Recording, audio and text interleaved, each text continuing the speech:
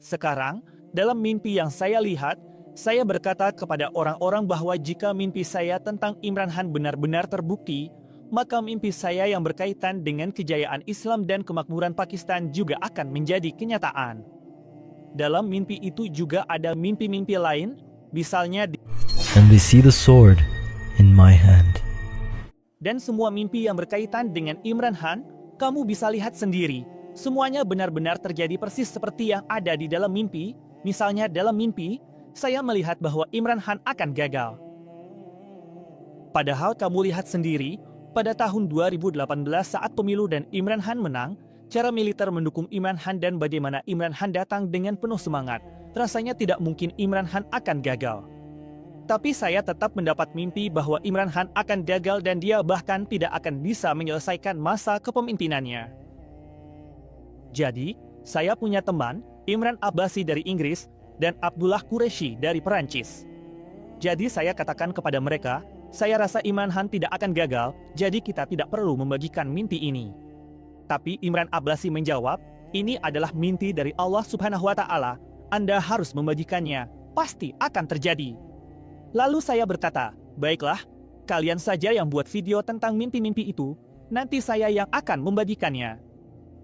Lalu mereka, termasuk Abdullah Qureshi, juga membuat video dengan suara mereka sendiri dan membagikannya. Dan kalian bisa lihat sendiri, apa yang muncul dalam mimpi itu. Sekarang orang-orang mengatakan saya sendiri yang membuat mimpi-mimpi ini atau ini hanya sebuah prediksi, jadi bagaimana bisa begitu? Saya sendiri yang membuat mimpi-mimpi ini, padahal mimpi itu datang kepada saya di tahun 2018. Pada tahun 2023 atau tahun 2022, Imran Khan menggunakan kata-kata yang persis sama. Ada mimpi dari tahun 2018 di mana Imran Khan berkata, kami bukan budak kalian. Jadi jika Anda perhatikan, pada tahun 2022 kalimat Imran Khan ini sangat populer, kami bukan budak Amerika. Jadi bagaimana mungkin kata-kata yang persis sama bisa keluar dari mulut seseorang? Lalu ada lagi satu mimpi. 6 Maret 2020, dalam mimpi itu Imran Khan berkata dengan kesal, jika kalian pikir ada yang lebih baik dari saya, jika ada yang bisa menunjukkan performa lebih baik dari saya, ya sudah, ambil saja dia, saya akan pergi. Jika kamu perhatikan, 2 atau 3 bulan yang lalu Imran Khan benar-benar mengucapkan kata-kata yang persis sama dalam pidatonya. Jadi bagaimana mungkin seseorang yang hanya membuat mimpi sendiri, lalu Imran Khan menggunakan kata-kata yang sama persis? Sekarang, dalam mimpi yang saya lihat, saya berkata kepada orang-orang bahwa jika mimpi saya tentang Imran Khan benar-benar terbukti, maka mimpi saya yang berkaitan dengan kejayaan Islam dan kemakmuran Pakistan juga akan menjadi kenyataan. Dalam mimpi itu juga ada mimpi-mimpi lain, misalnya di masa Imran Khan, ada tanah longsor dan kemudian tanah itu tenggelam. Ini menggambarkan suatu bencana alam. Jika Anda lihat, virus corona juga datang di masa Imran Khan. Lalu dalam salah satu mimpi, saya berkata bahwa sudah 77 atau 76 tahun sejak Pakistan berdiri, dan semua orang sudah berusaha agar negara ini makmur, termasuk militer yang juga pernah memerintah. Tapi bukannya negara ini menjadi makmur, malah terus menurun dan semakin tenggelam dalam kegelapan. Jadi, hanya ada satu alasan untuk itu, tidak ada satu penguasa pun yang pernah membersihkan negara ini dari syirik dan segala bentuknya. Selama kita belum membersihkan negara ini dari syirik dan segala bentuknya, maka pertolongan Allah Subhanahu wa Ta'ala tidak akan datang. Sekarang, mengenai syirik ini, orang-orang berkata, kami kan tidak menyembahnya. Patung-patung yang dipajang, gambar-gambar besar di billboard, dan patung-patung ini dibuat atas nama seni dan budaya. Di Lahore ada sebuah perumahan besar, mereka bahkan membuat satu blok khusus dan di sana mereka menempatkan tuhan-tuhan palsu yang dibuat sendiri. Tapi orang-orang berkata, kami kan tidak menyembah mereka. Namun, intinya tetap sama. Dulu di Ka'bah ada 360 berhala, dan kaum muslimin juga tidak menyembahnya, tapi tetap saja, penutup para nabi, Muhammad Shallallahu Alaihi Wasallam menghancurkan berhala-berhala itu. Nabi Ibrahim alaihi salam juga menghancurkan berhala-berhala. Jadi, dengan menghancurkan berhala-berhala itulah, bumi Allah Subhanahu wa Ta'ala dibersihkan dari syirik. ketika bumi itu sudah bersih dari syirik, barulah pertolongan Allah Subhanahu wa Ta'ala akan datang. Jika Anda perhatikan, di Lahore, kemanapun Anda pergi, Anda akan melihat patung-patung di mana-mana atas nama seni dan budaya. Semua ini sebenarnya adalah bentuk syirik. Sekarang, membuat patung dan meniupkan ruh ke dalamnya, itu adalah urusan Allah Rabbul Alamin. Ketika Allah Subhanahu wa Ta'ala menciptakan patung Nabi Adam alaihi salam, Allah memerintahkan semua malaikat untuk sujud kepada Adam. Semua malaikat bersujud, kecuali iblis yang tidak mau sujud. Di dalam dirinya ada kesombongan dan keangkuhan, sehingga ia menolak untuk bersujud. Ia berkata bahwa ia diciptakan dari api dan memiliki lebih banyak ilmu, sedangkan Adam diciptakan dari tanah, jadi mengapa ia harus bersujud kepada Adam? Maka Allah Subhanahu wa Ta'ala mengusir dan menjadikannya makhluk terkutuk. Jadi, syirik seperti kesombongan, keangkuhan, iri hati, dan kebencian, saya ingin tegaskan lagi, saat ini sangat banyak ditemukan di kalangan umat muslim, dan memperolok-olok orang lain juga sangat dibenci oleh Allah. Dan Allah Subhanahu wa Ta'ala juga telah memperlihatkan kepada saya bagaimana Allah memberikan hukuman kepada siapa saja yang mengolok-olok orang lain. Bahkan dalam sebuah mimpi, Allah Subhanahu wa Ta'ala berkata, jika ada seorang ulama besar di zamannya, lalu hanya karena bercanda ia berkata kepada seseorang, kamu itu tidak pernah sholat, sedangkan aku sholat 5 waktu, maka di sisi Allah Subhanahu wa Ta'ala, ucapan itu adalah dosa yang sangat besar, seolah-olah ulama itu jatuh dari ketinggian langit ke dalam kedalaman bumi. Artinya, mengolok-olok orang lain adalah dosa yang sangat besar di hadapan Allah Subhanahu wa Ta'ala. Namun di zaman sekarang, kita justru menganggap mengejek orang lain sebagai sebuah keahlian, bakat, atau keterampilan, dan orang-orang pun mengapresiasi hal itu. Bahkan, mereka yang mengapresiasi adalah umat muslim, dan kita tidak pernah benar-benar memperhatikan hal-hal seperti ini. Nah, pada tahun 2006, ketika Allah Subhanahu wa Ta'ala sedikit memberitahu saya lewat mimpi itu, setelah itu saya benar-benar bertekad untuk membuat Allah ridha. Namun sebenarnya, Allah Subhanahu wa Ta'ala tidak membutuhkan kita sama sekali. Kita yang membutuhkan Allah Subhanahu wa Ta'ala, dan kita hanya bisa membuat Allah ridha jika kita melakukan hal-hal yang disukainya dan menjauhi hal-hal yang dilarangnya. Setelah itu, Allah Subhanahu wa Ta'ala mulai mengajarkan saya, dan saya juga mulai berjuang melawan diri saya sendiri, melawan hawa nafsu saya berkata pada diri saya sendiri bahwa apapun yang terjadi, saya harus membuat Allah, Tuhan semesta alam, ridha.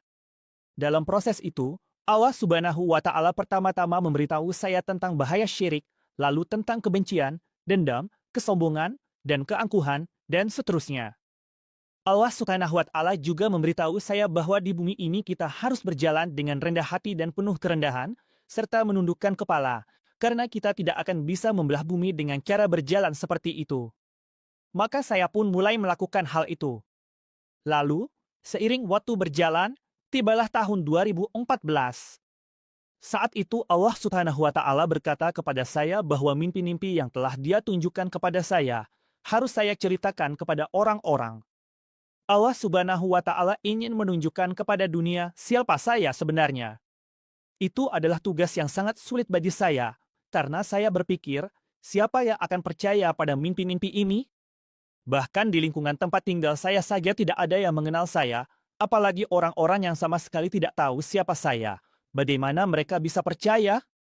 Namun kemudian Allah Subhanahu wa Ta'ala berkata, Qasim, ketika aku berkehendak untuk melakukan sesuatu, maka aku pasti akan melakukannya, dan tidak ada yang bisa menghalangiku. Aku maha berkuasa atas segala urusanku.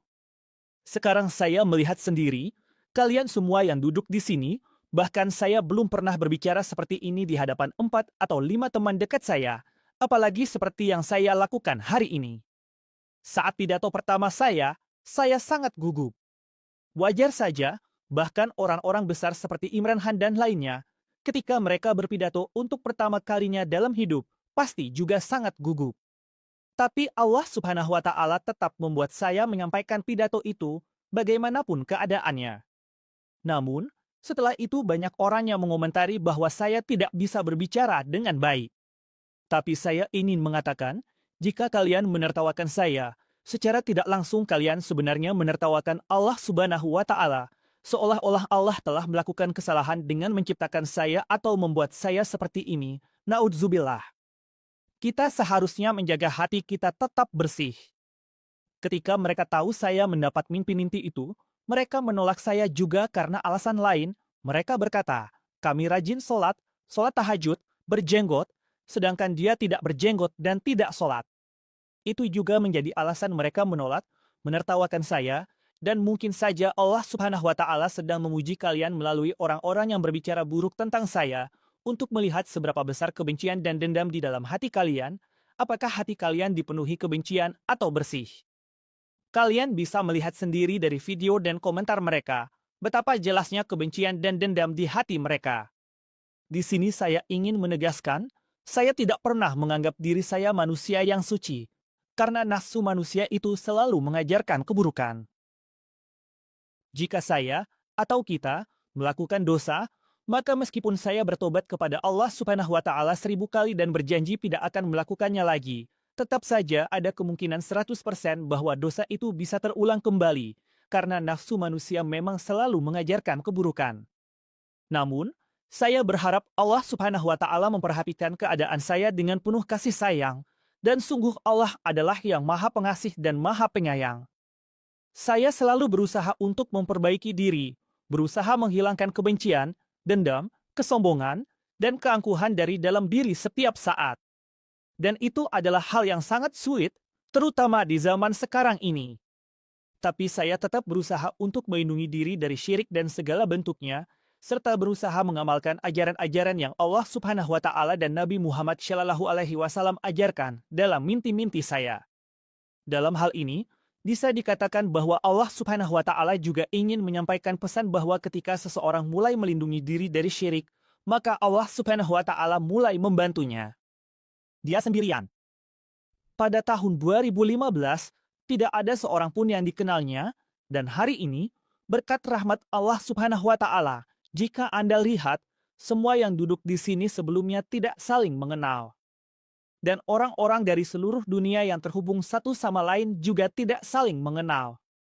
Budaya kita, tradisi kita, semuanya berbeda, agama, karakter dan tempat, semua kita juga berbeda.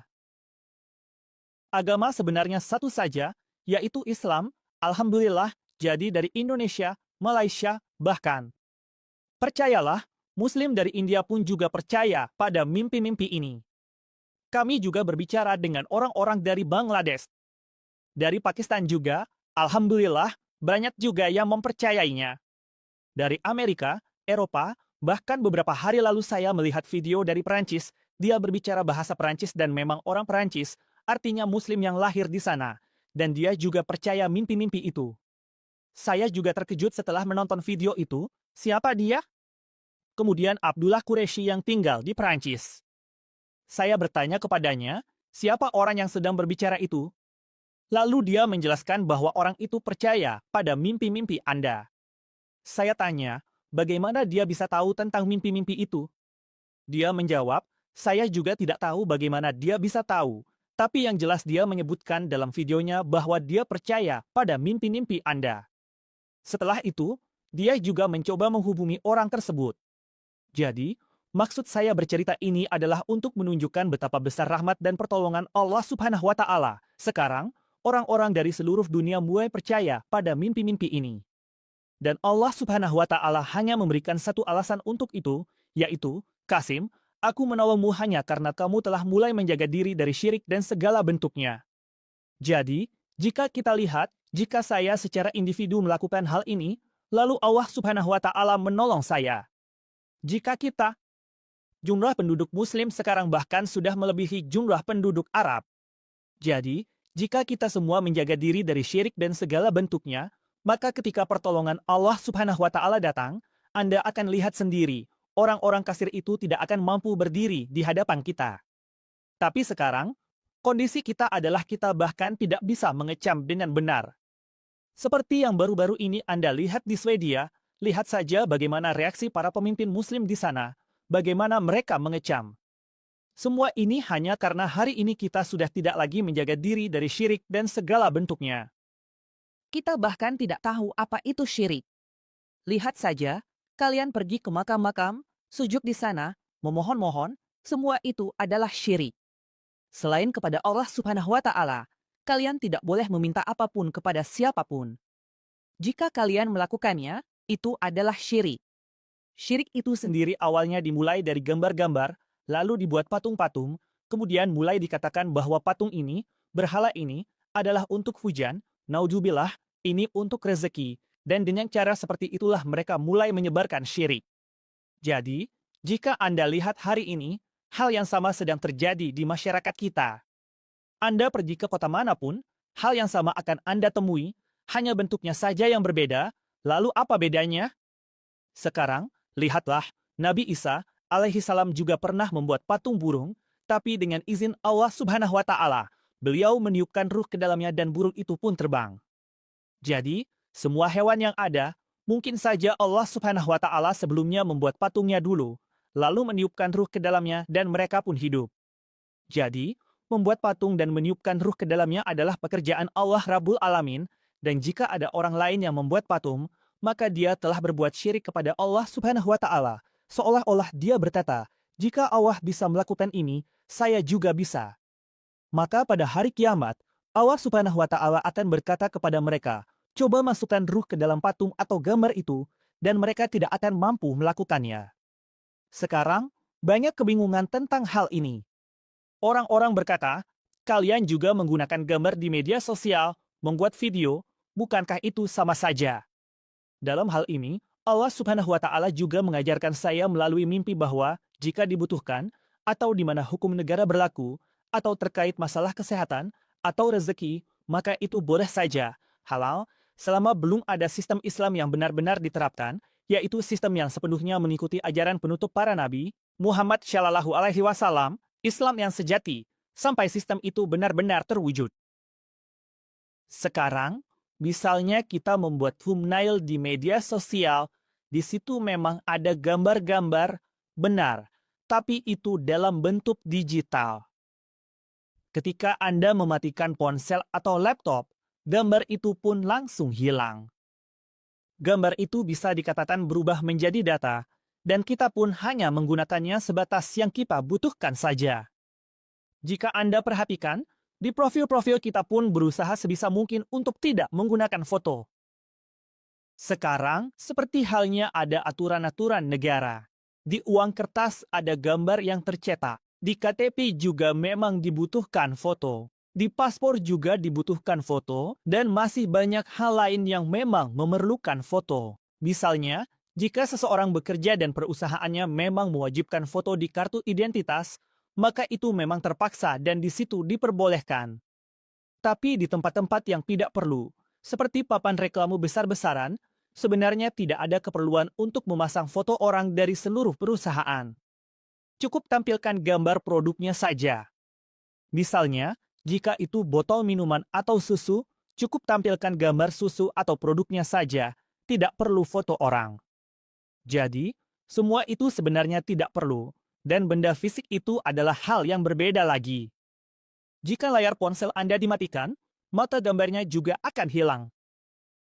Tapi jika ada gambar yang dipajang di dalam kamar, meskipun Anda sudah mematikan lampu dan sudah keluar dari kamar, gambar itu tetap ada di sana. Ada juga sebuah hadits yang menyebutkan bahwa Rasulullah Shallallahu Alaihi Wasallam bersabda, di rumah yang ada gambarnya, malaikat rahmat Allah tidak akan masuk. Jadi, jika kita ingin malaikat rahmat Allah datang kepada kita, ingin pertolongan Allah Subhanahu wa Ta'ala sampai kepada kita, maka kita harus menjaga diri dari syirik dan segala bentuknya. Sekarang, banyak orang yang memajang dekorasi berupa patung-patung di rumah mereka. Sekarang, coba Anda beritahu saya, di Ka'bah dulu ada 360 patung yang diletakkan di sana. Jika di rumah Anda juga ada patung atau benda serupa, apa bedanya dengan patung-patung itu? Sebenarnya tidak ada bedanya, hanya bentuknya saja yang berbeda. Seperti halnya Nabi Muhammad Shallallahu Alaihi Wasallam menghancurkan 360 patung tersebut, beliau memberikan pesan kepada kita bahwa dimanapun ada patung seperti itu, janganlah dipajang, dan jika melihatnya, harus dihilangkan. Namun di sini saya ingin menekankan bahwa ini adalah tugas negara, bukan individu.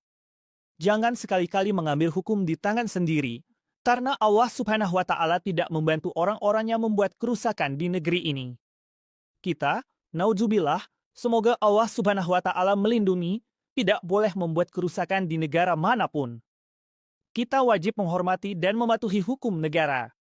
Bahkan ada yang berkata, misalnya pemerintah menetapkan tanggal yang salah untuk penentuan bulan, mungkin saja itu terjadi, tapi kita tetap wajib mengikuti pemerintah. Itu urusan pemerintah. Apakah mereka menetapkan tanggal bulan dengan benar atau salah? Yang penting bagi kita adalah mematuhi hukum yang ditetapkan pemerintah. Begitu juga dengan hal-hal seperti ini, sebaiknya pemerintah yang membuat aturan dan menghapuskan patung-patung serta gambar-gambar seperti itu. Itulah cara yang paling baik, dan tidak ada cara lain selain itu. Jadi, selama kita tidak menjaga diri dari syirik dan segala bentuknya, pertolongan Allah Subhanahu wa Ta'ala tidak akan datang, dan kita akan terus-menerus terjebak dalam kegelapan itu. Allah Subhanahu wa Ta'ala juga pernah berkata kepada saya dalam mimpi, Qasim, lakukanlah pekerjaan yang telah aku perintahkan kepadamu, atau kamu akan selamanya terjebak dalam kegelapan itu. Sekarang, saya ingin membahas satu hal, yaitu tentang video AI. Video AI yang dibuat ini mendapat banyak reaksi di media sosial, bahkan beberapa tokoh agama juga memberikan pesan yang sangat tegas dan ada yang mengejek. Demi Allah, saya sama sekali tidak pernah membayangkan tentang video AI itu, bahkan tidak terpikirkan oleh saya siapa yang membuatnya atau apa maksudnya. Saat saya tahu tentang video itu, sudah hampir 2 hari berlalu sejak video tersebut dibuat. Saya berpikir, selama video itu belum viral di YouTube dan belum banyak ditonton, orang-orang juga tidak akan tahu tentang mimpi-mimpi itu. Jadi, setelah video ini dibuat, juga tersebar di TikTok dan YouTube, tapi di TikTok jumlah penontonnya lebih banyak. Namun, ketika saya mengetahuinya, sudah hampir 3 hari berlalu. Saya baru tahu bahwa ada satu channel bernama Call of the Covenant, merekalah yang pertama kali membuat video itu. Lalu, orang-orang lain yang juga percaya pada mimpi-mimpi itu, mereka hanya mengcopy-paste dan mengunggahnya ke channel mereka atau akun mereka sendiri. Akhirnya video itu jadi viral. Saat saya tahu, jumlah penontonnya sudah sangat banyak, sehingga masalahnya sudah di luar kendali. Keesokan paginya, ketika saya bangun, seseorang mengirimkan tangkapan layar kepada saya, menunjukkan bahwa beberapa tokoh agama telah menulis tweet menentang saya. Demi Allah, saya benar-benar tidak tahu apa-apa tentang video-video itu. Ketika saya pertama kali melihatnya, saya pun heran, apa yang terjadi dengan mereka?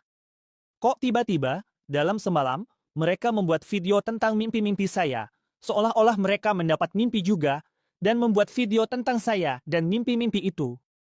Jadi saya menonton video itu 2, 3, bahkan 4 kali, lalu saya berkata, tidak, gerakan bibir mufti yang ada di video itu tidak sesuai dengan kata-kata yang diucapkan.